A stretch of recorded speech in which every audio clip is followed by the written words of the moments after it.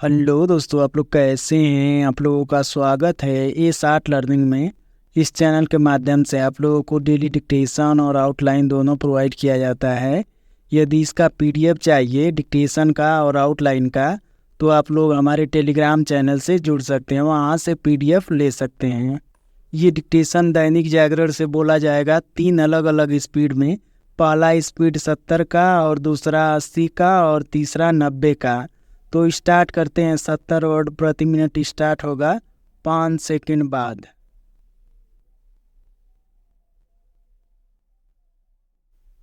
Start.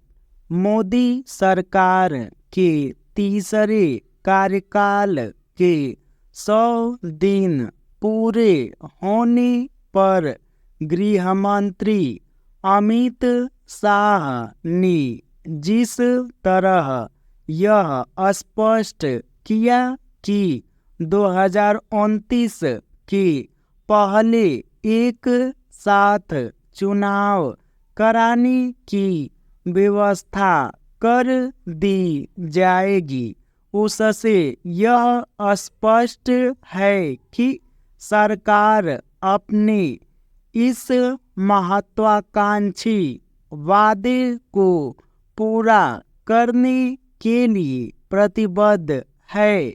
इस प्रतिबद्धता का परिचय एक साथ चुनाव कराने को लेकर पूर्व राष्ट्रपति रामनाथ कोविंद की अध्यक्षता में गठित समिति से भी मिला था।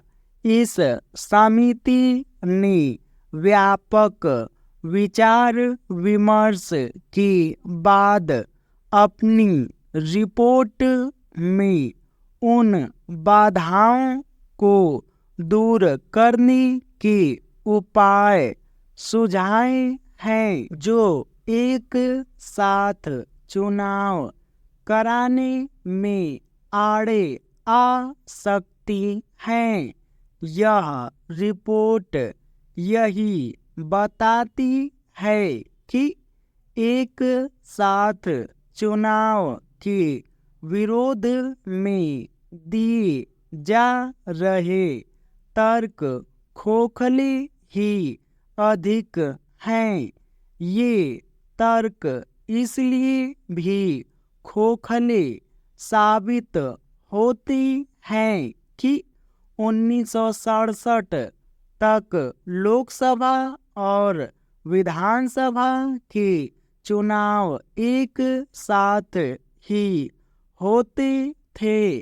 आखिर इस तथ्य के आलोक में यह कैसे कहा जा सकता है कि एक साथ चुनाव कराना संविधान सम्मत नहीं? क्या जब एक साथ चुनाव होते थे तो वे संविधान की उपेक्षा करके होते थे? इसकी भी अनदेखी नहीं की जा सकती कि अब भी लोकसभा के साथ कुछ विधानसभाओं के चुनाव होते हैं। इस बार लोकसभा के साथ ओडिशा, आंध्र प्रदेश, अरुणाचल प्रदेश और सिक्किम विधानसभा के चुनाव हुए।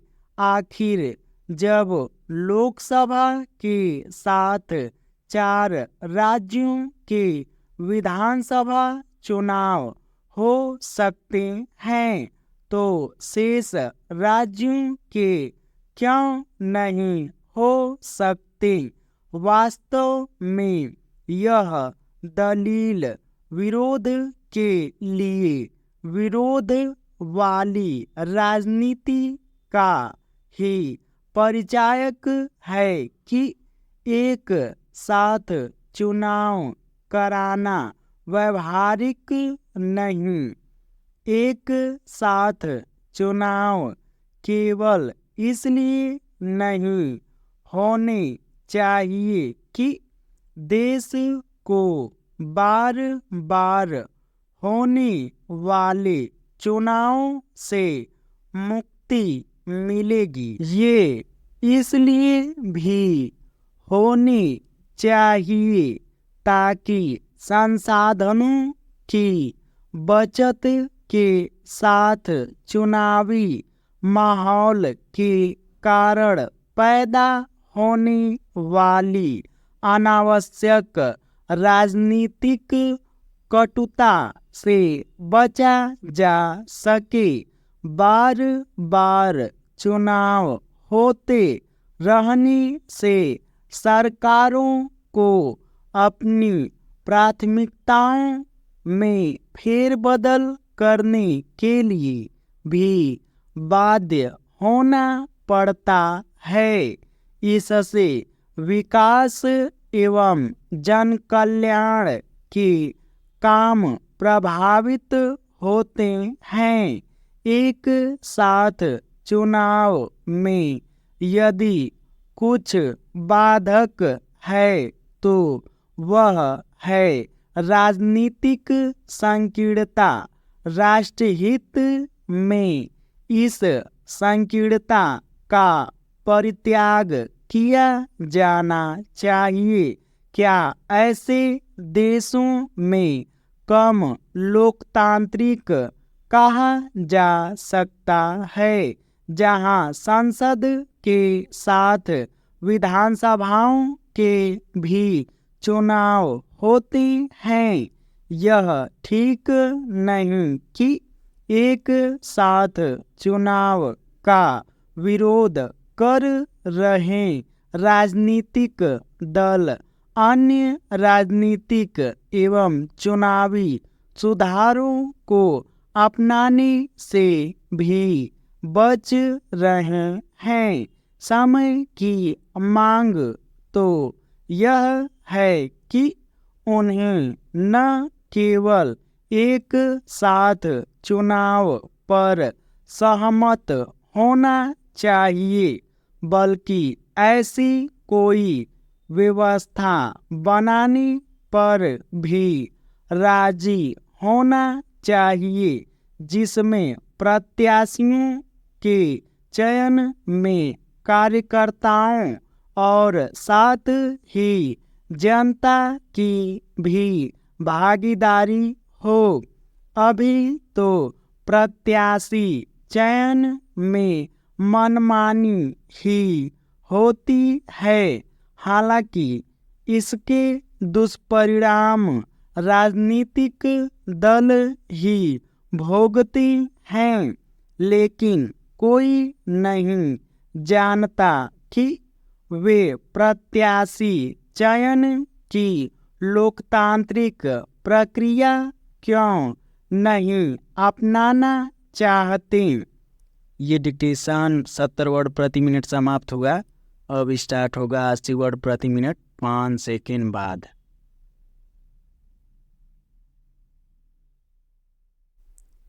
स्टार्ट।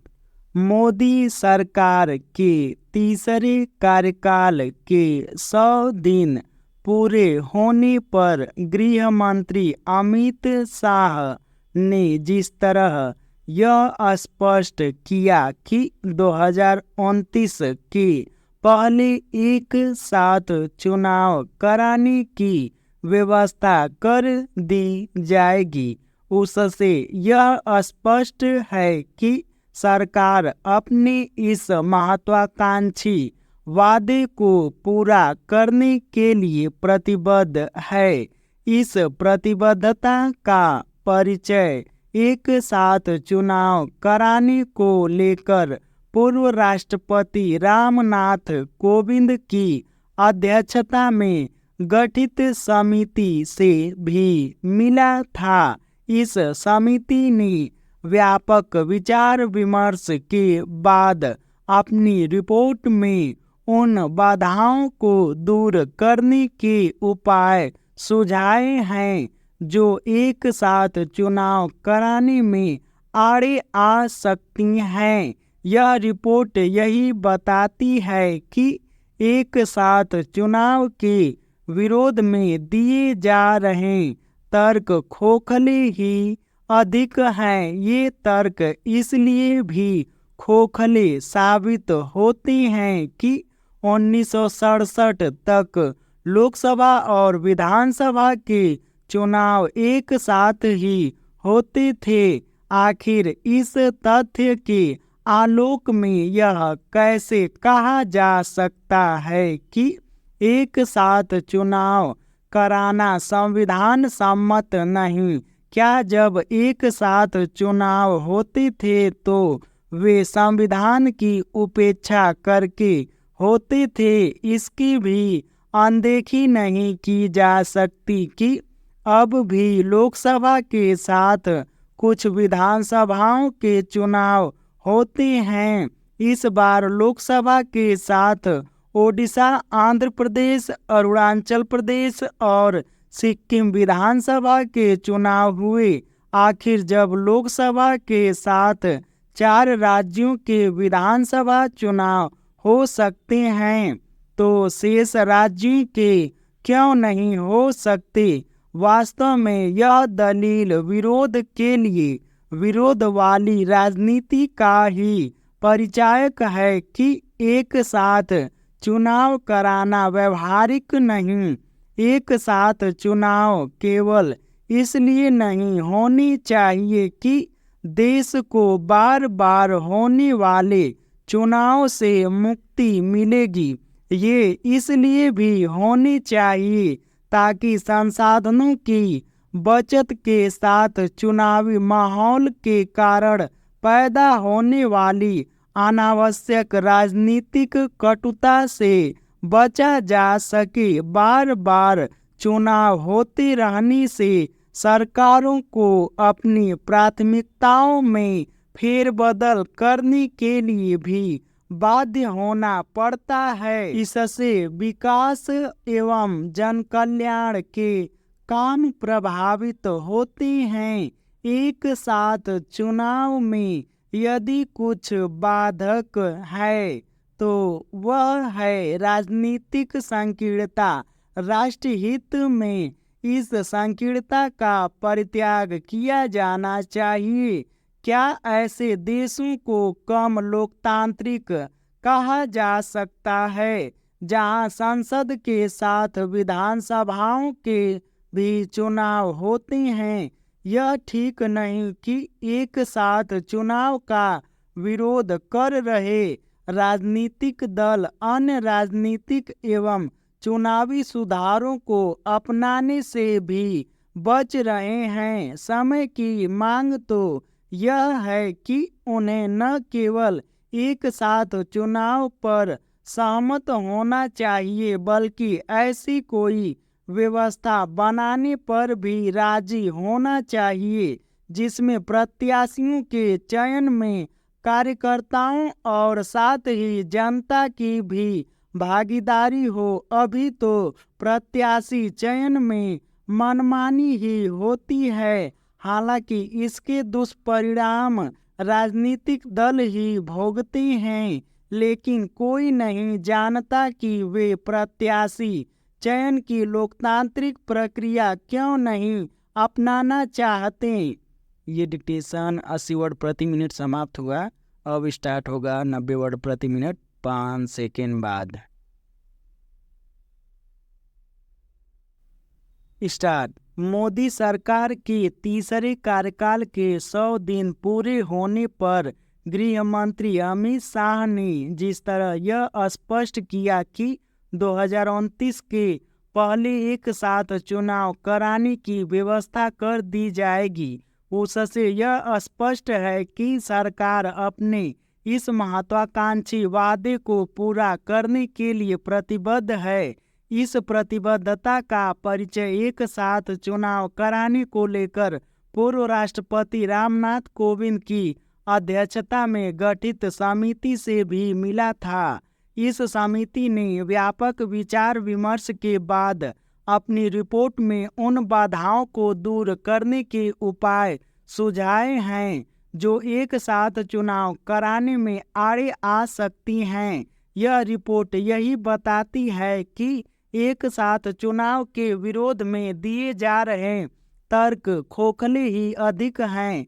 ये तर्क इसलिए भी खोखले साबित होते हैं कि 1967 तक लोकसभा और विधानसभा के चुनाव एक साथ ही होते थे।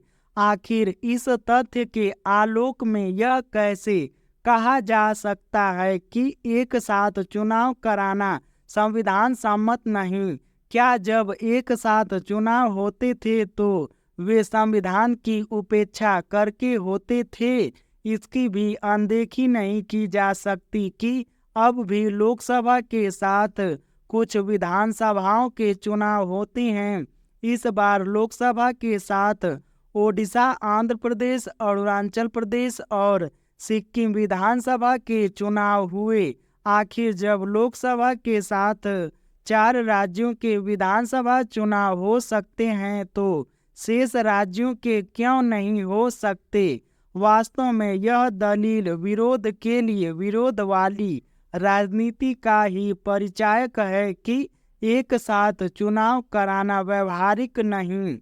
एक साथ चुनाव केवल इसलिए नहीं होने चाहिए कि देश को बार बार होने वाले चुनाव से मुक्ति मिलेगी। ये इसलिए भी होने चाहिए ताकि संसाधनों की बचत के साथ चुनावी माहौल के साथ पैदा होने वाली अनावश्यक राजनीतिक कटुता से बचा जा सके। बार बार चुनाव होते रहने से सरकारों को अपनी प्राथमिकताओं में फेरबदल करने के लिए भी बाध्य होना पड़ता है। इससे विकास एवं जनकल्याण के काम प्रभावित होते हैं। एक साथ चुनाव में यदि कुछ बाधक है तो वह है राजनीतिक संकीर्णता। राष्ट्रहित में इस संकीर्णता का परित्याग किया जाना चाहिए। क्या ऐसे देशों को कम लोकतांत्रिक कहा जा सकता है जहां संसद के साथ विधानसभाओं के भी चुनाव होते हैं? यह ठीक नहीं कि एक साथ चुनाव का विरोध कर रहे राजनीतिक दल अन्य राजनीतिक एवं चुनावी सुधारों को अपनाने से भी बच रहे हैं। समय की मांग तो यह है कि उन्हें न केवल एक साथ चुनाव पर सहमत होना चाहिए बल्कि ऐसी कोई व्यवस्था बनाने पर भी राजी होना चाहिए जिसमें प्रत्याशियों के चयन में कार्यकर्ताओं और साथ ही जनता की भी भागीदारी हो। अभी तो प्रत्याशी चयन में मनमानी ही होती है, हालांकि इसके दुष्परिणाम राजनीतिक दल ही भोगते हैं, लेकिन कोई नहीं जानता कि वे प्रत्याशी चयन की लोकतांत्रिक प्रक्रिया क्यों नहीं अपनाना चाहते।